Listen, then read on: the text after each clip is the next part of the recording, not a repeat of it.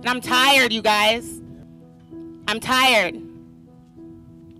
As a black woman of 2 black boys, I get no break. There is no break for me. There is no break for them.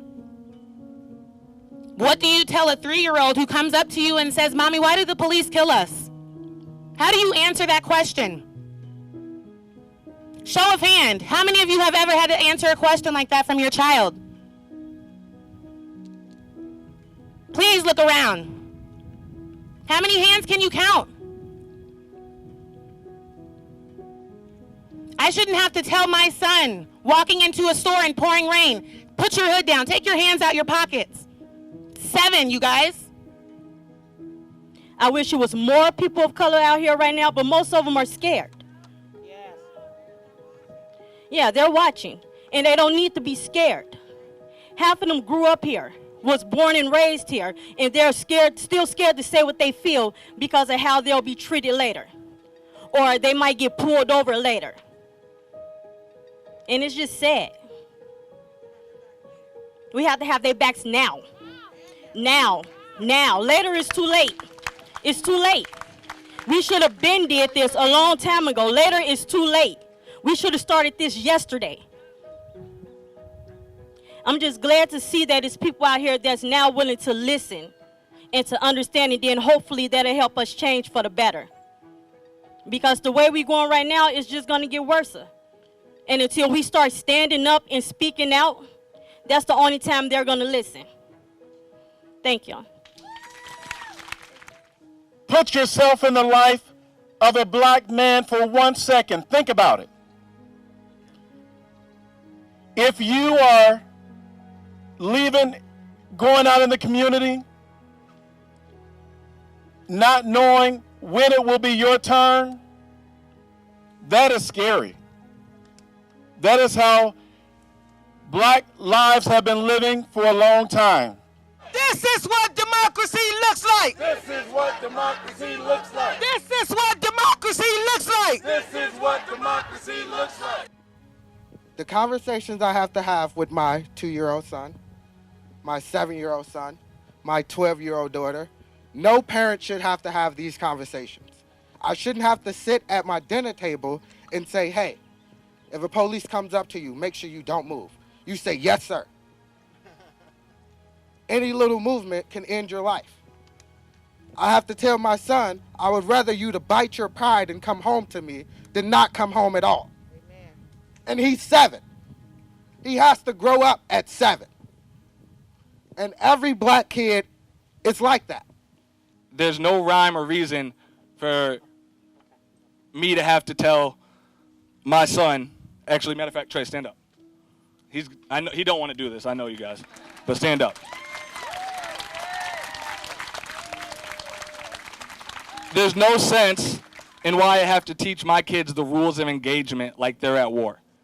They don't even know half the time what racism is. They don't even know that it's being racist when you neglect our past and not teach the kids in the schools about certain things such as redlining, black codes, Black Wall Street, mass incarceration, war on drugs. I could keep going. We can't do this without y'all. We need help. When y'all go home, don't just let this be your last conversation. Have a conversation with your family and your friends. Have a conversation with people you know that is against this. Let them know where we're coming from. Spread the word. And one of the ways we can begin is by hiring more black and brown educators.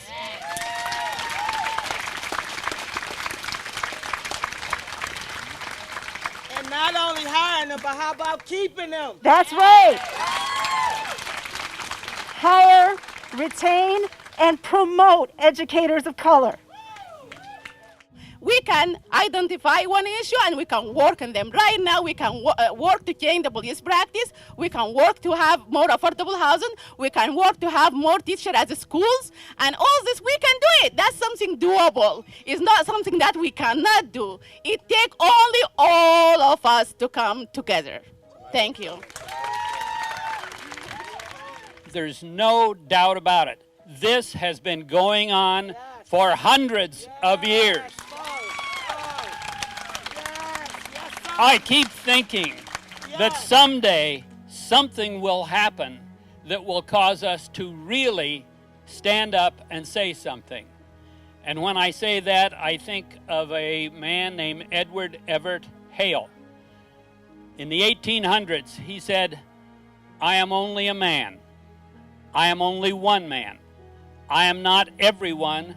I cannot do everything, but I can do something. And the fact that I cannot do everything will not keep me from doing something." So each one of us needs to do something. But you got to get connected. You got to get connected, and you've got to organize. When we organize, we can create change. But as long as we just come here as individuals, it will die in the wind. So if you're true, and if you really want to create change, and if you're really serious about Black Lives Mattering, then you will organize. Yes.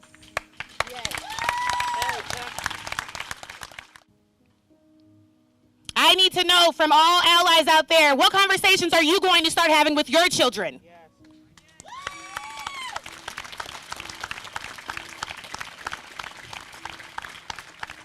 My kids have been raised with hearing conversations from me, from their grandmother, from their aunts, from their uncles, from their cousins, of how to survive walking down the street, how to keep other people comfortable so they come home.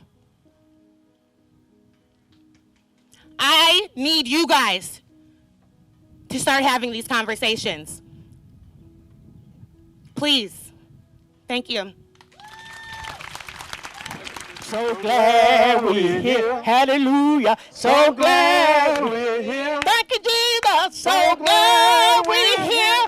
We're here to bring about change. Hallelujah. So glad we're here. I'm glad. So glad we're here. You over here. So glad we're here. We're here to bring about change. One more time. So glad we're here. Hallelujah. So glad we're here. I'm glad. So glad we're here. We're here to bring about change.